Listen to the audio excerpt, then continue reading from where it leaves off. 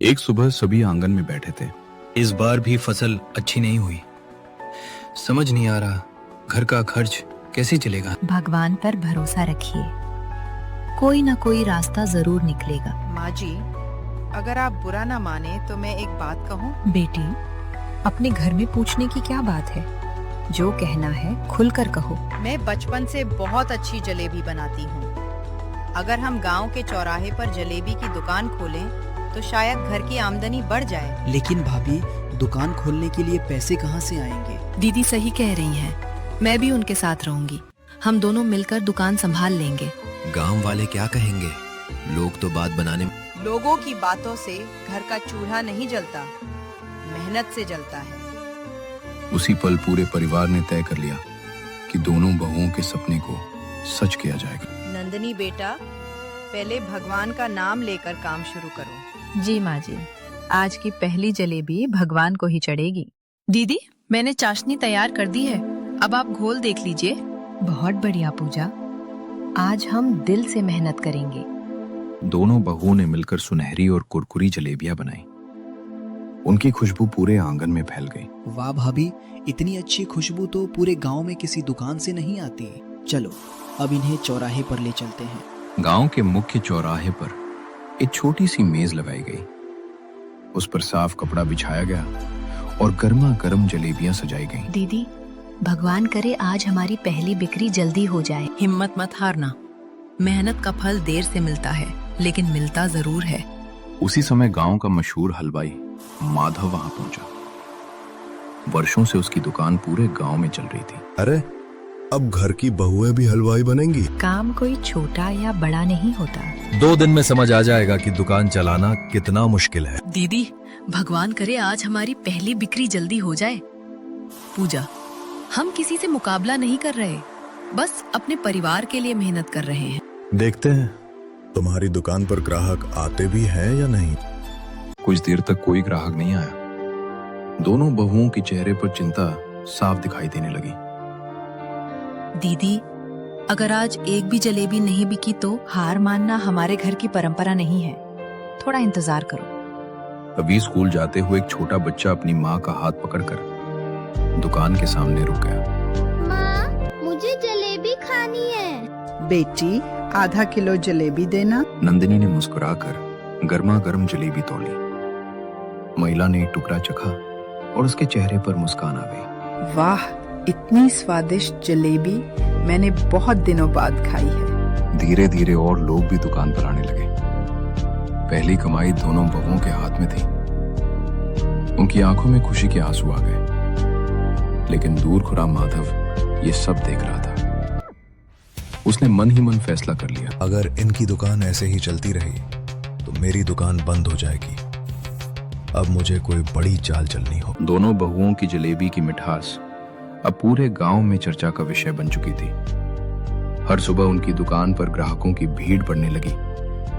लेकिन ये सफलता गांव के पुराने हलवाई माधव को बिल्कुल पसंद नहीं आई। सुबह सुबह दुकान पर। ये सब भगवान की कृपा और हमारी मेहनत का फल है। दीदी देखिए, आज तो दुकान खुलने से पहले ही लोग आने लगे हैं। बेटियों, कभी घमंड मत करना।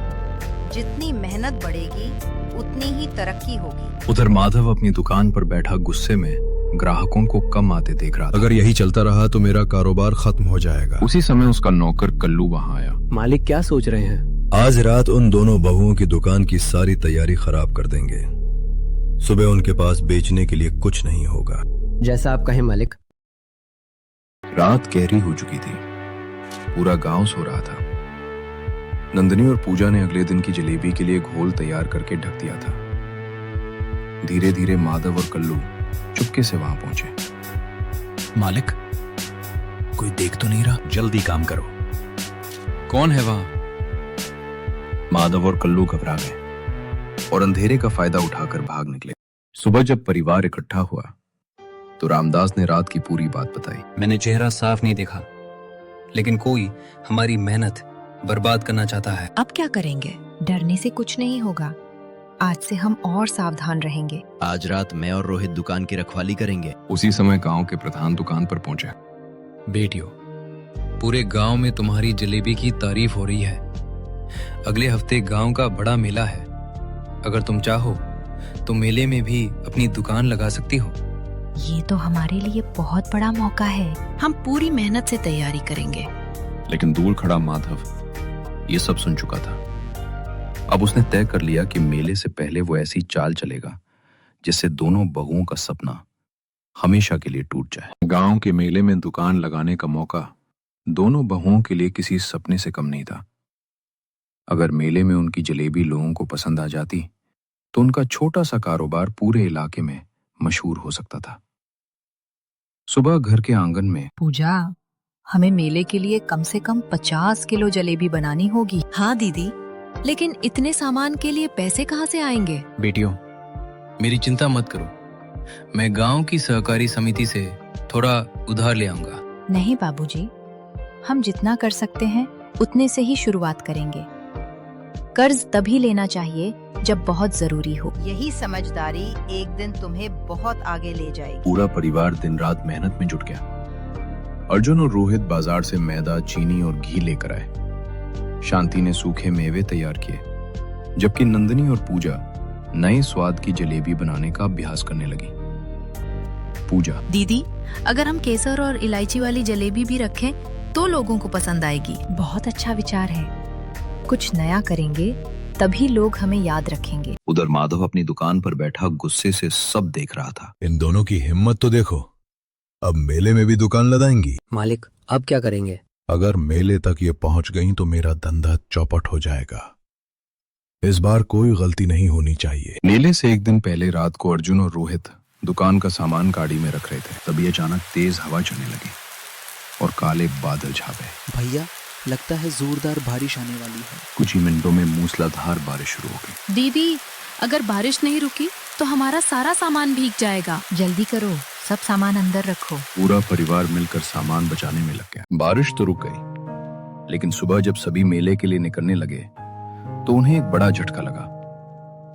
अरे, हमारी हाथ गाड़ी कहाँ गई? यहीं तो खड़ी थी। किसी ने हमारी गाड़ी चुरा ली। अब हम मेले तक सामान कैसे ले जाएंगे? जो मेहनत से नहीं जीत सकते वही चोरी और साजिश का सहारा लेते हैं। लेकिन याद रखना, हम हार नहीं मानेंगे। पूरा परिवार गाड़ी ढूंढने निकल पड़ा। दूसरी ओर दूर एक पेड़ के पीछे खड़ा माधव मुस्कुरा रहा था। क्या दोनों बहुएं समय पर मेले तक पहुंच पाएंगी, या माधव की नई चाल उनके सपनों को तोड़ देगी? सुबह का समय था। मेले की शुरुआत होने में केवल 1 घंटा बचा था।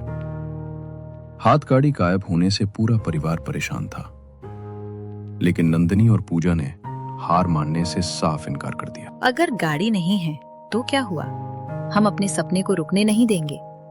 दीदी, लेकिन इतना सामान मेले तक कैसे ले जाएंगे? बेटियों, भगवान कोई न कोई रास्ता जरूर निकालेगा। उसी समय गांव के प्रधान वहां पहुंचे। क्या बात है, तुम लोग अभी तक मेले के लिए निकले नहीं? प्रधान जी, हमारी हाथ गाड़ी कोई चुरा ले गया। चिंता मत करो, पंचायत की गाड़ी खाली है, आज वो तुम्हारे काम आएगी। बहुत बहुत धन्यवाद प्रधान। पूरा परिवार जल्दी जल्दी सामान गाड़ी में रखकर मेले की ओर निकल पड़ा।